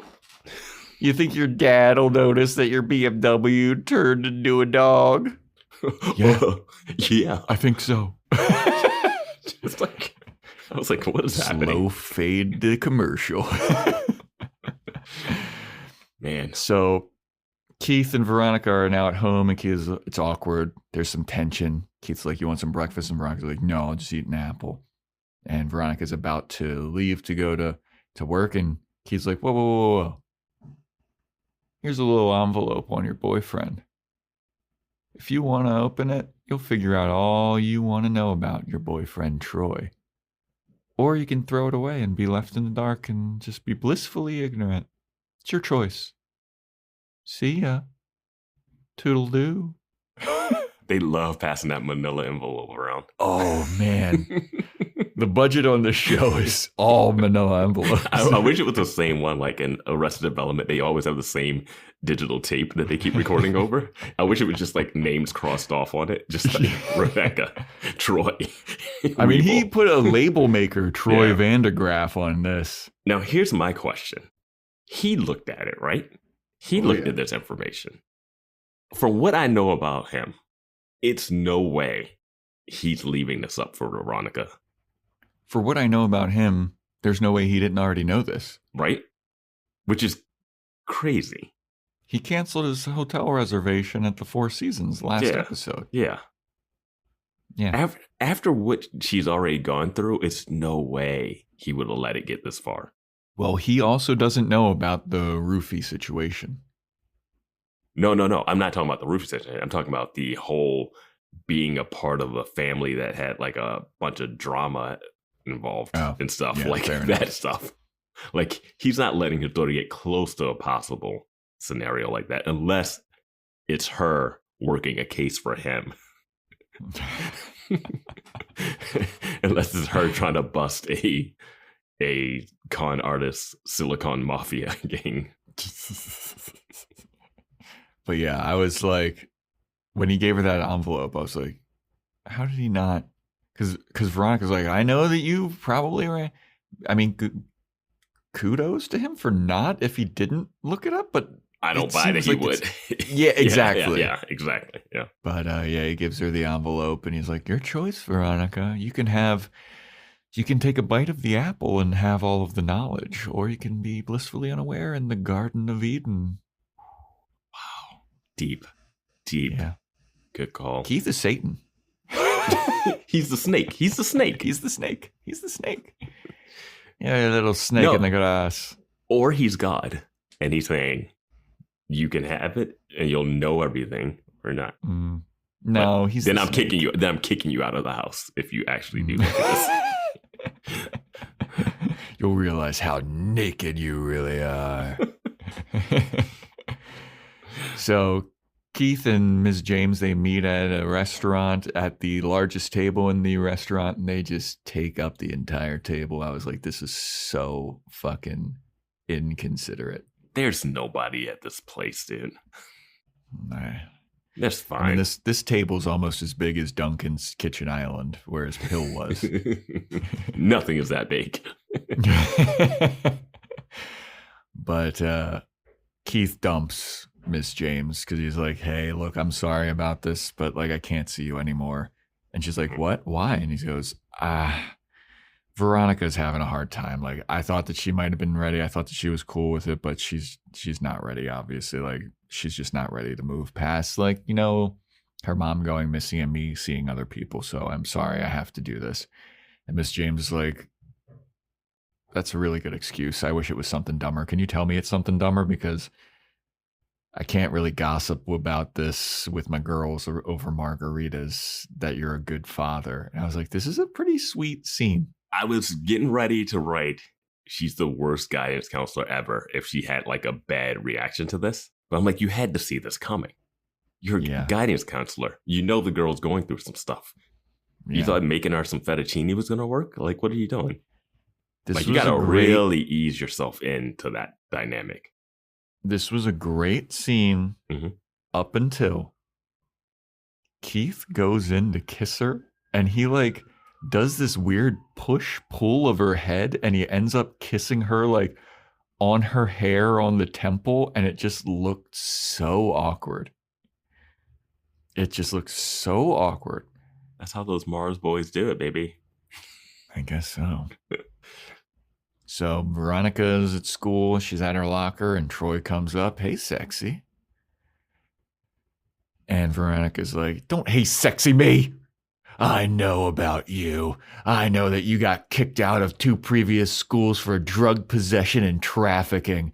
How come you never told me about this? And Troy's like, I barely know you. I haven't even known you a month. Yeah. And maybe I would have told you, like, you know, my deepest, darkest secrets after I kind of figured that you like me. But I still don't know if you like me and all this shit. And Veronica's like, yeah, and I know you had an ex-girlfriend named Shauna. He's like, yeah, that was back in Boston. Like, what are you trying to do? Like, what is this? Yeah. And at this point, I was kind of on Troy's side. I like that Troy was able to flip it, and I like the way they played the ambiguity of like, okay, because they did the thing with Rebecca where it's like, oh, she passed checks when she was 21.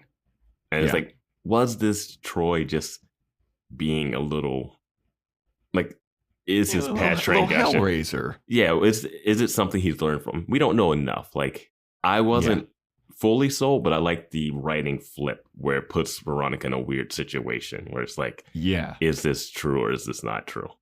Now, when she says, I feel like I need to specify, when she's like, you got drug possession and trafficking, it was like weed. Like, yeah. When they said possession and trafficking, and it was like marijuana, I was like, okay, like, Logan should have that on his record because of the bong in the first episode. Right? That vice principal is gone. Yeah, dude, he got his head bitten off. He's in limbo with the original backup. Yeah, poor backup. Now I got to deal with backup's understudy. Maybe they went to do their own pilot. Vice principal and backup. Now that's a show I would watch. Get him back up. For joy, not for podcast. Backup and vice principal. Open your locker.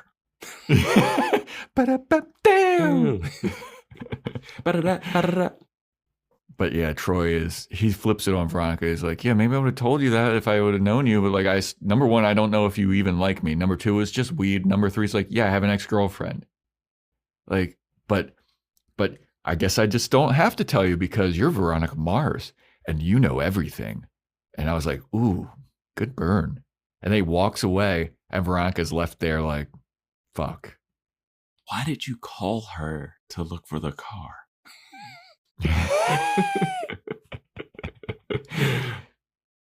So after Troy leaves, Luke comes over. He's like, hey, did you find anything about or no, he comes over and he's like, I got the 8K.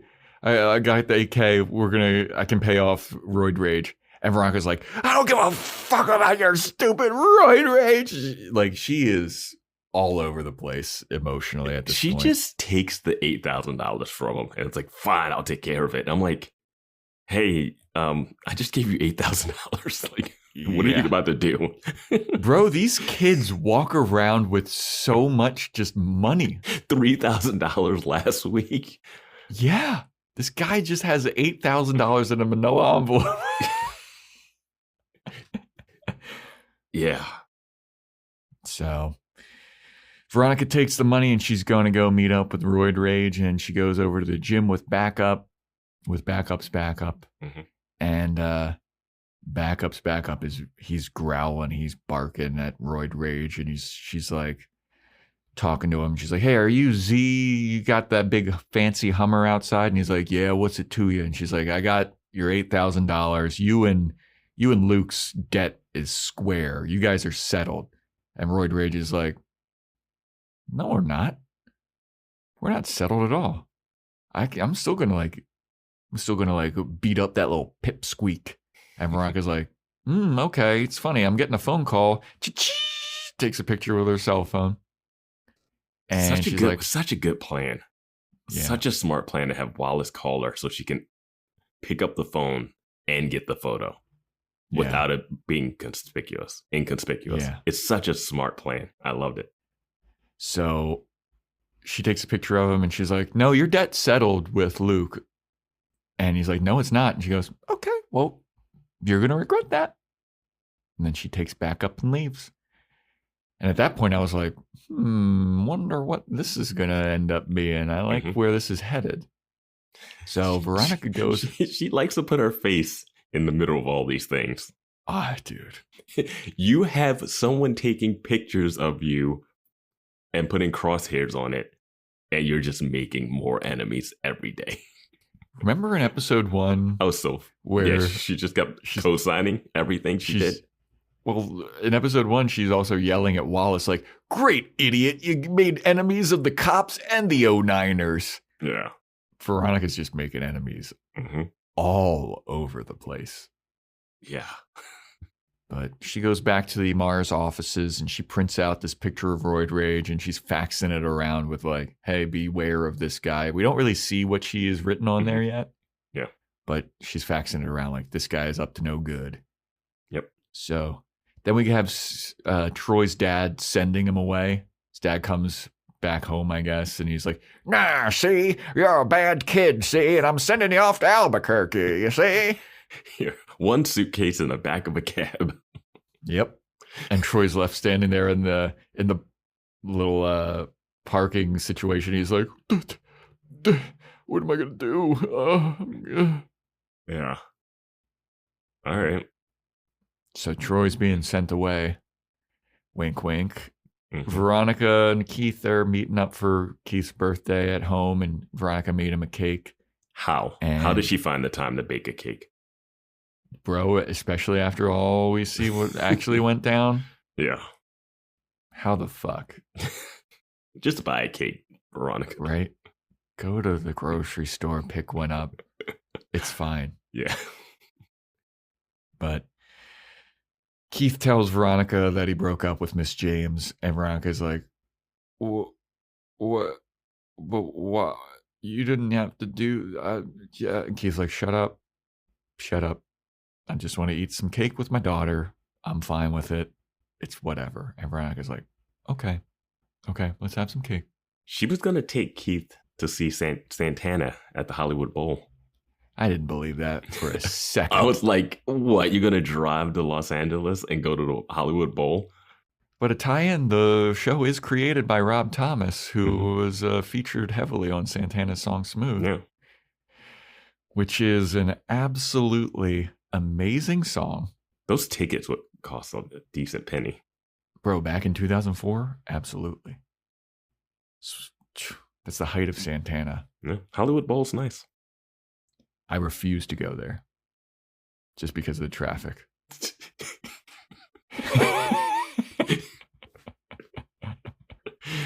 I got free tickets and we went to see a John Williams thing. Oh, yeah. I know that like Danny Elfman, I feel like every Christmas or Halloween, they have like a Nightmare Before Christmas thing there. You know what I was disappointed though about the John Williams thing? Didn't do the Jurassic Park theme. Oh, what a fucking ripoff. But he did the Harry Potters, he did the Star Wars, he did the Superman. Did Indiana Jones. But he didn't do the Jurassic Park theme. And he did like 4 encores. And he walked all the way off the stage and all the way back on. How do you fucking forget Jurassic Park?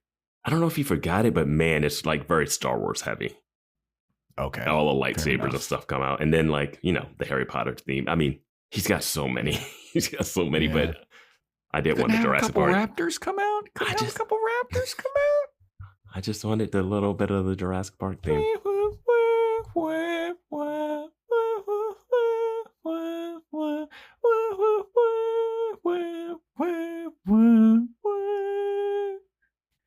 So good. It's fucking iconic. Yeah.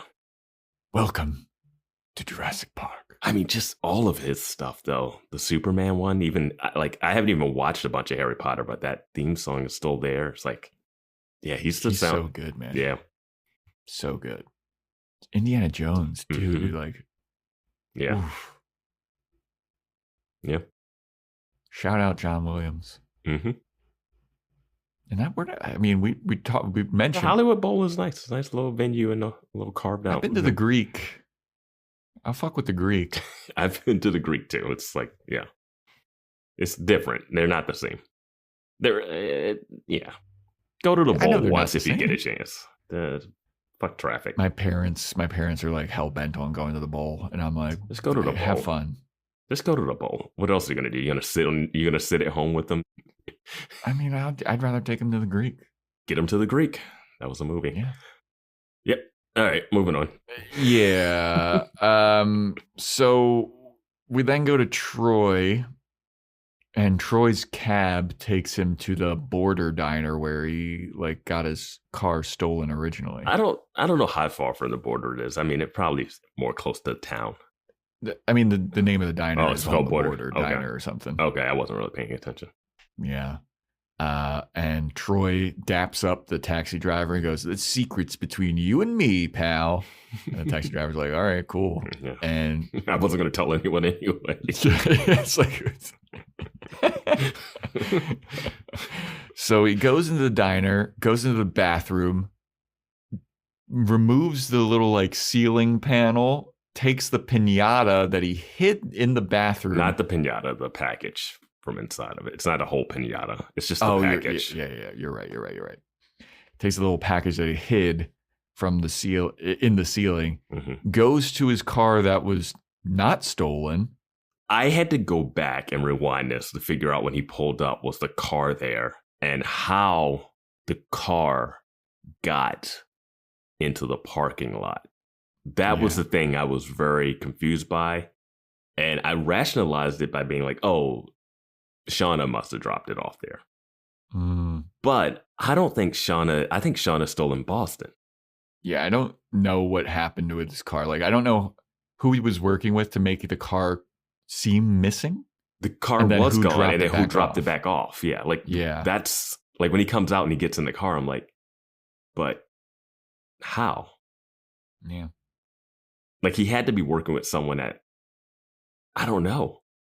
Yeah, I mean, he has to be working with somebody for this. But we don't find out who.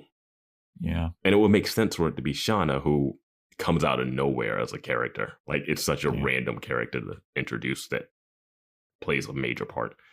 But Troy gets in his car. He's got his little $8,000 worth of steroids or whatever that he thinks he's got. And he's like, fucking starting a new life, baby. Yeah. Peels off, calls Shauna from his cell phone. He's like, "Just got the car, baby. By the time that I get to you, I hope your panties will be soaking wet." I was like, damn. He doesn't say those exact words, but close enough. He does say something like your panties are going to be soaked or something. He says like something. I don't know if he says whatever. He says something. It's like he says something like you're going to be horny, and Shauna's like, "Yeah, baby, I can't wait for you to get here." But I keep getting. Did you give my phone number to some girl? And Troy's like, "What are you talking about?" And Shauna's like, "Some girl keeps calling me." And Troy's like, "Fuck, what's her name?" He's like, "Veronica?" He's like, shit. And he turns and he goes into the package that he thinks is steroids, and it's filled with a bunch of the piñata candy and a note. And Troy is on the highway. Yeah. And this is pre-texting and driving. Yeah.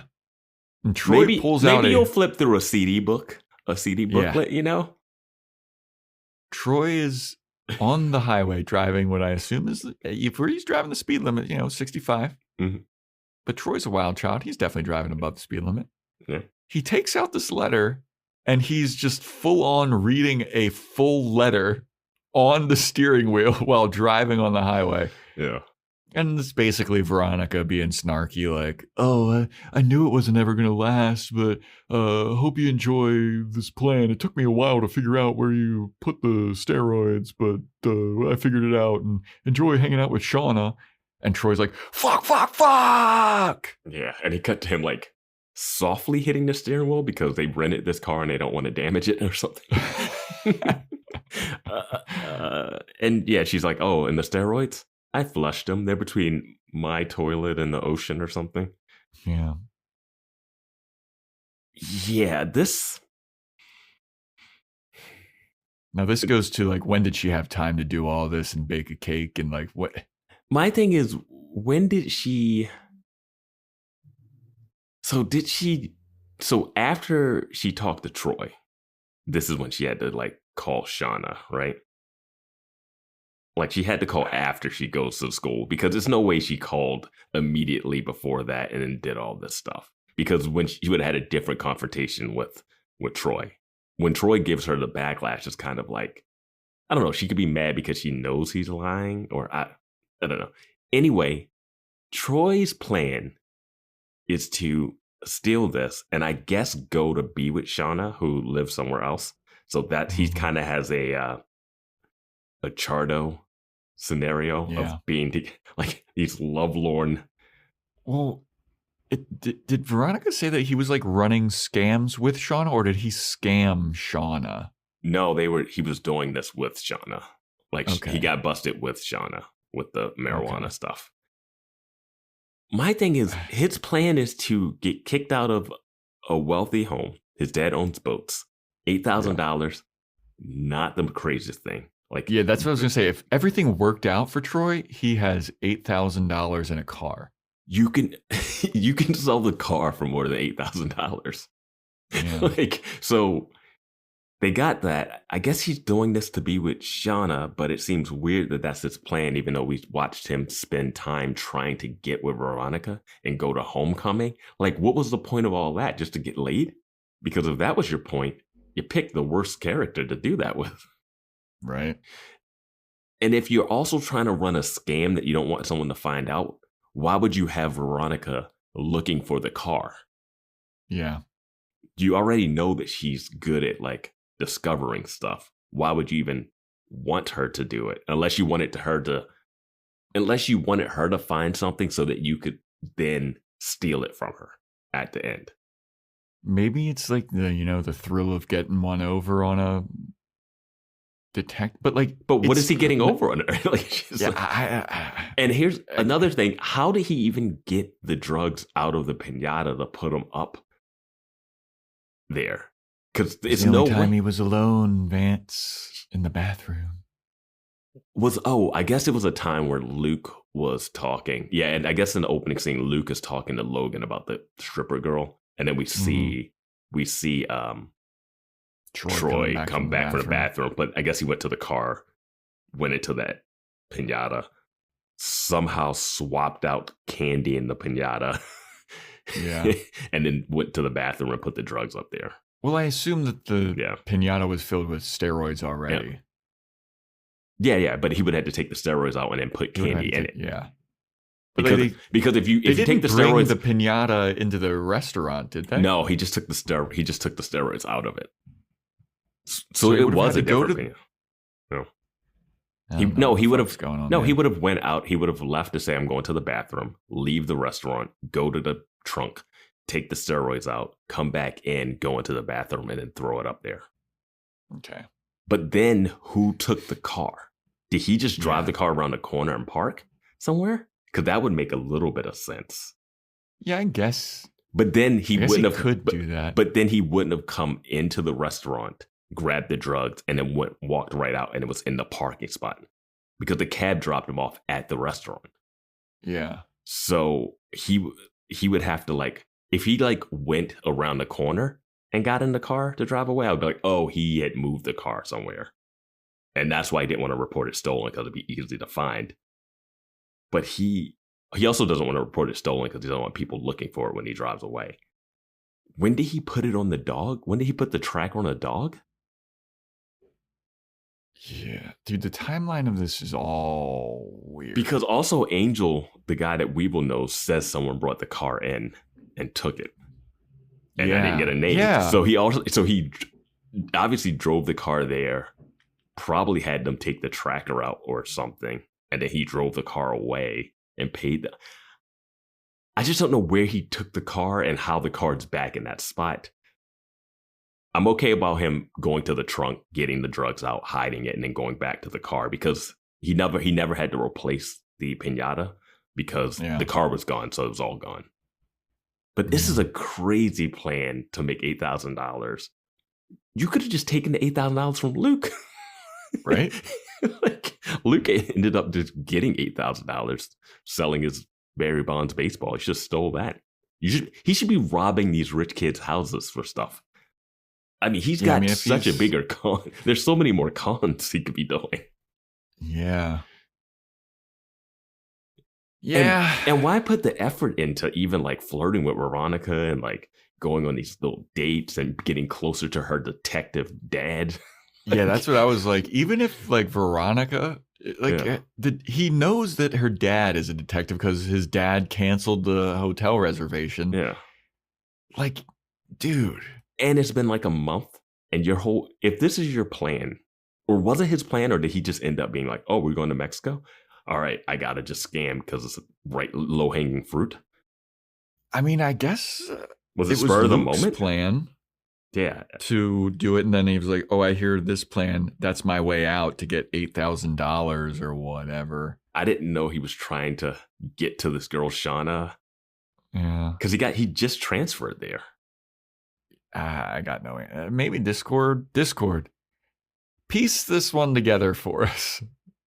It's interesting. I mean, Troy's plan is not it's very short-sighted. Yes. 100% short-sighted. Yeah. Like, he would have to sell the steroids to somebody. Like, we keep talking about like he's got $8,000. No, yeah, but he doesn't. He has $8,000 worth of steroids, and he's meeting up with this girl Shauna. It's crazy that Veronica called Shauna, and then she was like, "Well, Shauna exists, so that means Troy definitely took the drugs and stashed it, and he's meeting up with." Like, how did she piece that part of the story together? Yeah. Yeah, I don't know. It's fine. I guess Troy's done now. Like, Troy is driving like he can't turn back. Yeah. I mean, there's no reason to go back, but what is he going to do when his dad's like, hey, you didn't check into school? Or is he going to go to school? He's off grid. He's going to live on the lam, off the lam, whatever. He's going off grid. All right. I mean, sure. I mean, one thing I know is that you just pissed off Troy, who you thought you knew, and he could come back and hurt you because you're a tiny girl. Yeah. Like, you just have another enemy out there, and there's already someone targeting you. There's so many people targeting her, but then there's literally a guy with like stamped on crosshairs over your head. Not a good look. Not a good look. Yeah.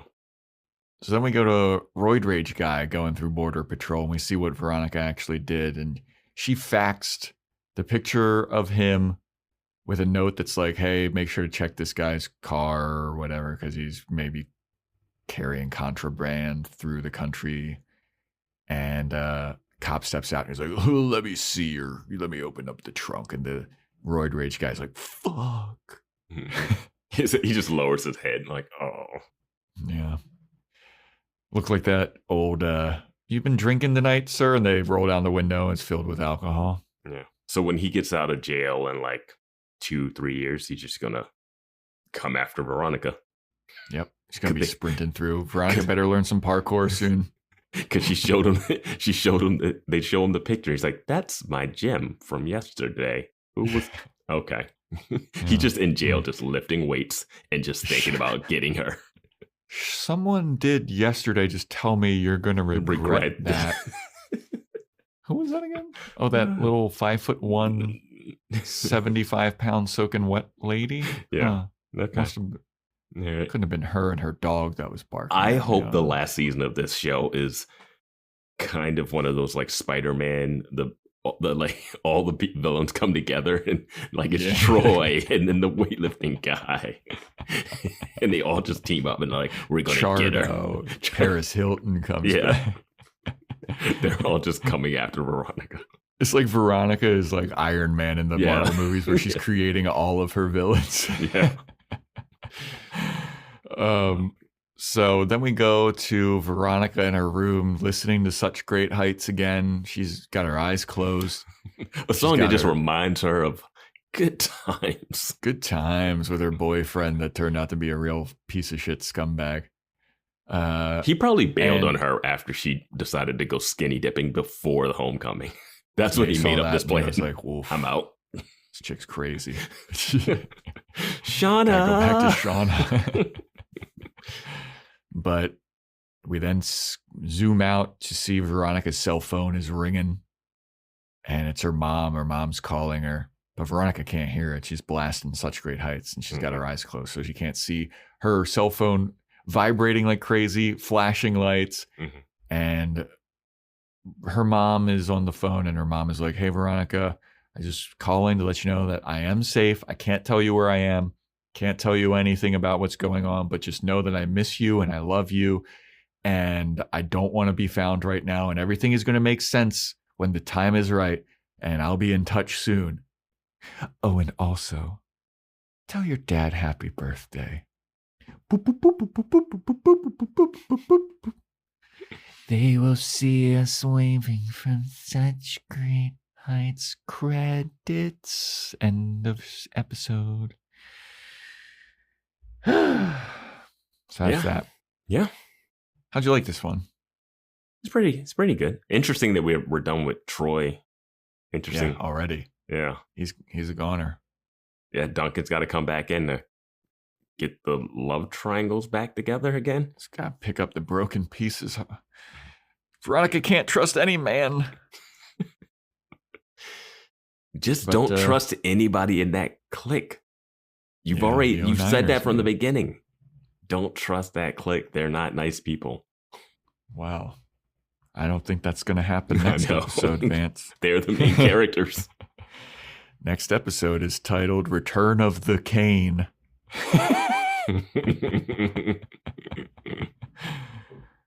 You think Lily's been resurrected?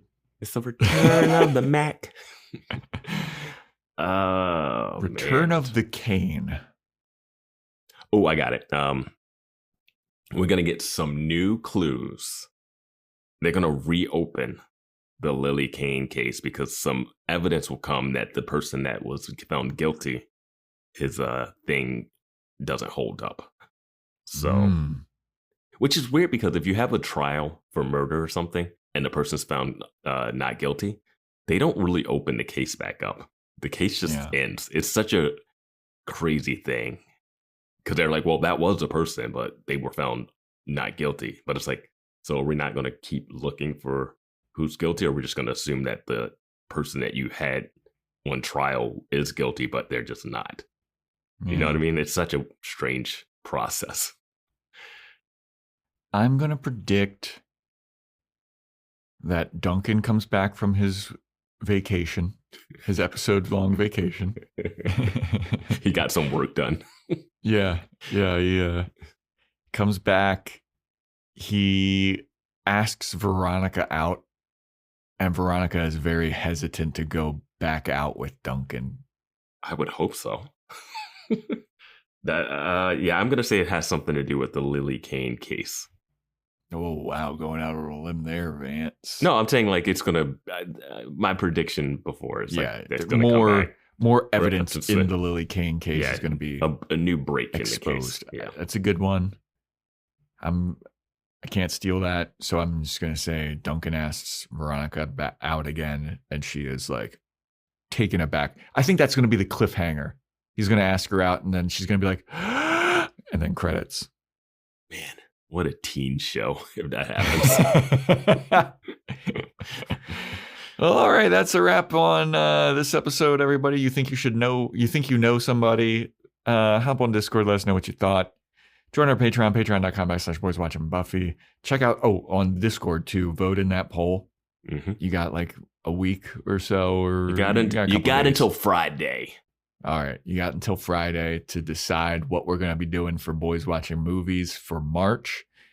Instagram @BoysWatchingBuffy, TikTok @BoysWatchingBuffy, email boyswatchingbuffy@gmail.com.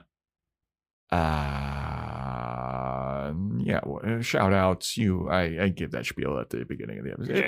This is a long episode. That's a wrap. Yeah, we're still talking Buffy on the Discord too. So it's Buffy reboot stuff. We're still talking Buffy stuff. There's still people going through it. We're still new revelations for a show that's been out 25 plus years. Yeah, Buffyverse Burlesque is coming May 3rd. Illusion Magic Lounge. And stay tuned next time for when we talk about Return of the Cane.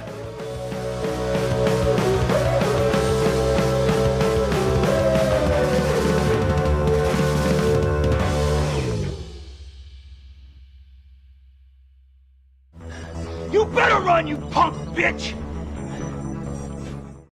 Seltzer Kings. Podcasts.